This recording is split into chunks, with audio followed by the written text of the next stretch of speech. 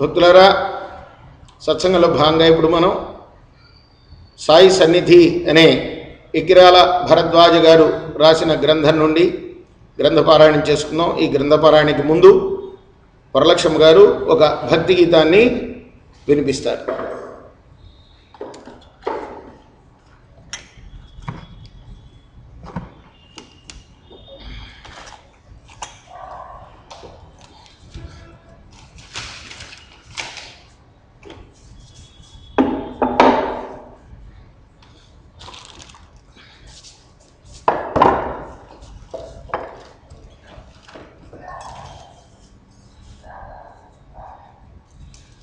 జగమే రామమయం అదనిత సుందర నామమయం,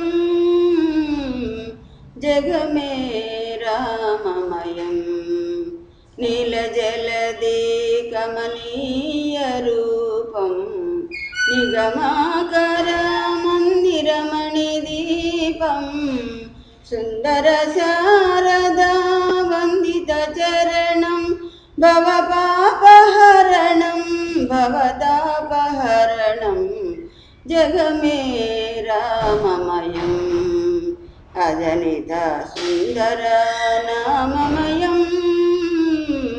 జగమే రామమయం.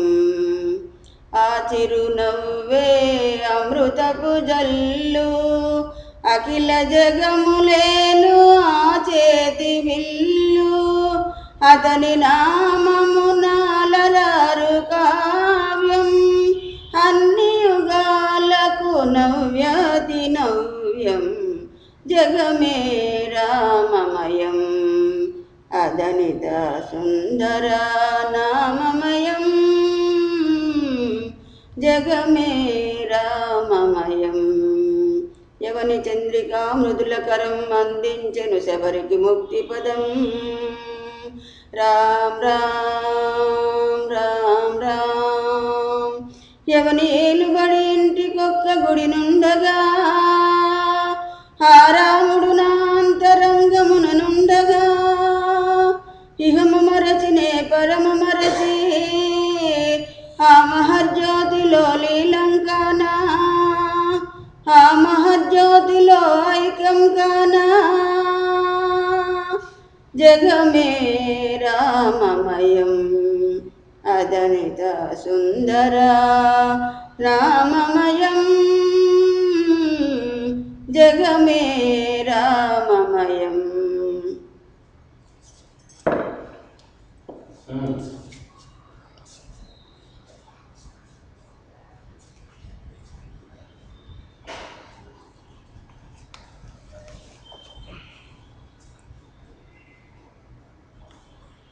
ఈమె ఇంట బస చేయమని సాయి ఆదేశించిన వారిలో శ్రీమతి తార్కాణ్ ఒక ఆమె.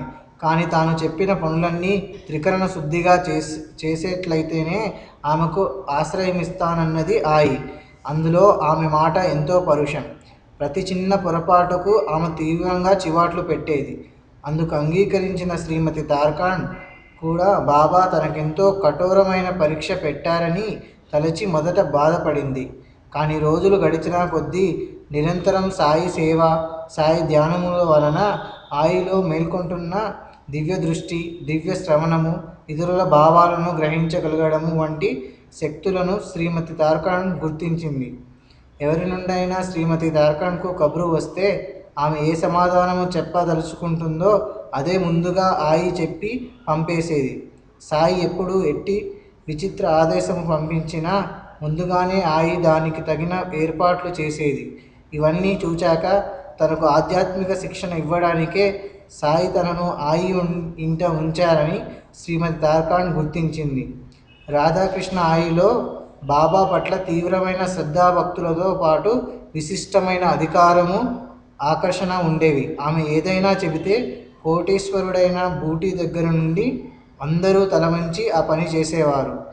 సాయి నిత్యము ఎండలో నడిచి లెండికి వెళ్ళేవారు కనుక ఆ దారి పొడుగున రెండు వైపులా వంచన ఇనుప కమ్మెలు నాటి వాటి పక్కనే లతను మొలిపించాలని సాటి భక్తులందరికీ ఆమె చెప్పింది.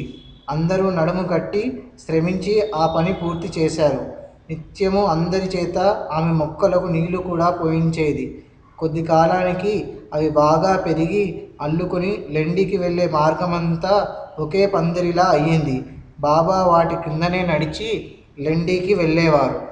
ఆధ్యాత్మిక సాధనలో ఎన్నో మెలకువలు తెలిసిన వివేకి రాధాకృష్ణ అయి నిత్యము సాయి సన్నిధిలో నివసించే భక్తులకు ఎదురయ్యే ప్రమాదాలు గుర్తించి భక్తులు వాటిని నివారించుకునే సాధనాలు ఏర్పరిచింది. సాయి సంపూర్ణమైన భగవద్ అవతారమైన భక్తులతో సామాన్య మానవులుగా మెసులుకునేవారు. అతి పరిచయం వలన భక్తులు వారి దివ్యత్వాన్ని మరిచి వారి సన్నిధిని సద్వినియోగపరుచుకోలేక పోయే ప్రమాదం ఉన్నది.